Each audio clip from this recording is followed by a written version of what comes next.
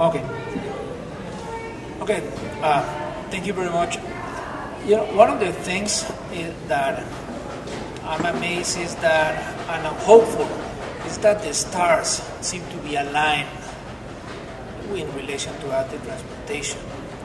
You know, we really feel that active transportation really contributes to the Earth acronym for the environment, activity, economic development, recreation for all, transportation, health and happiness. But nevertheless, less than 2% of the City of Toronto's transportation budget is dedicated to walking and cycling infrastructure. In Canada, obviously we shouldn't have any homicides by firearms. There are over twice as many pedestrians killed than homicides by firearms. Nevertheless, when a pedestrian or a cyclist is killed, it seems like it's an unfortunate accident. But when it's a homicide by firearm, it's all of a sudden it's a crisis. Over 13,000 pedestrians were injured in 2004. And when we look at Ontario, it's the same trends. More than twice as many pedestrians are killed as homicides by firearm. Over 4,000 injuries of pedestrians. Over 2,500 cyclists were injured. So there seems to be a piece of the puzzle that is missing. We do need to elect people that have the vision, the political will, and the managerial capability to get things done. And I think that the Toronto Coalition for Active Transportation is a big part of the solution, educating voters on how the candidates feel on these issues. So under the umbrella of active transportation and seeing how this improves, I think that we really can relate that the active transportation improves our environment.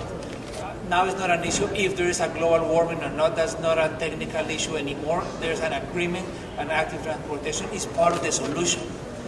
In economic activity, I mean, cities like Minneapolis, they have a wonderful trail system. They got over 14.5 million people visiting their trail system. Why couldn't we have over 14.5 people visiting Toronto's trail system once it's built and completed? And the economic impact that would have.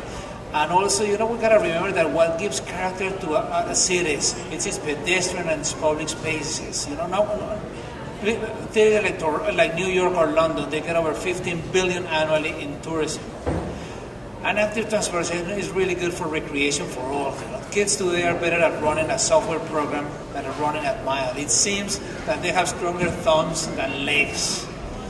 And, you know, there's a very clear trend. From Halifax to Vancouver, people are moving away from organized and scheduled activities to unorganized and unscheduled. Soccer is the only exception. And all of the surveys in Toronto point that way. Number one physical activity in Toronto by far is walking, and cycling is in the top 4. And recreation for all, it's important because when you go to the community centers and now everything is becoming user fees, walking and cycling is very inexpensive. Everybody can do it regardless of age, gender, or any other condition. And active transportation obviously is good for transportation. It's clean, it's healthy.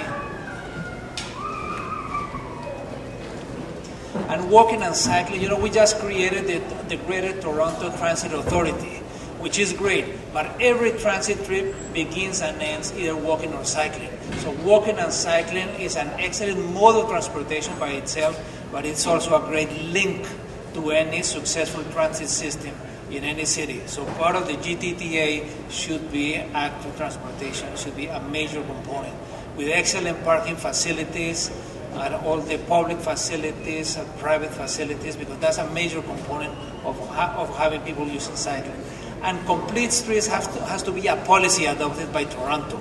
A complete street are those designed, built, maintained, and operated considering pedestrians, cyclists, transits, and cars, in that order. And active transportation, we just heard about the health issues. When we look at this, the economists, some people think, you know, maybe that's an exaggeration. People have always been overweight and obese. It's not really true. Look, in 1985, none of the Canadian provinces had over 10% of the people were obese. And in general terms, obesity is there's a relation with body mass index, but in general terms, it's 30 pounds or more than the normal weight. Look, in 1990, 5 years later, how it is increasing. And then we go to 94, and then we go to 98, and 2000, We go to 2003. So it's increasing this obesity issue, and there is no health system in the world that is going to be able to be self-sustainable if it's just preventive. In the Western world, the diseases of highest death in the 19th century were related to poor sanitation. In the 21st century, they're related to lifestyle. And the solution is to build cities for people, to create great places. And active transportation plays a big role. People who live closer to trails and parks have substantially higher probability to be physically active.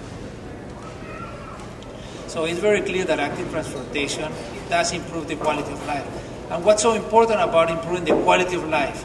Quality of life is the most important element of being economic competitive. To attract and retain highly creative and educated people is the greatest challenge of any city. Why is it that, so then when we see all of this and all the stars align, why is it that not enough resources are being invested to improve pedestrian and cycling facilities and promotion? Does democracy really work?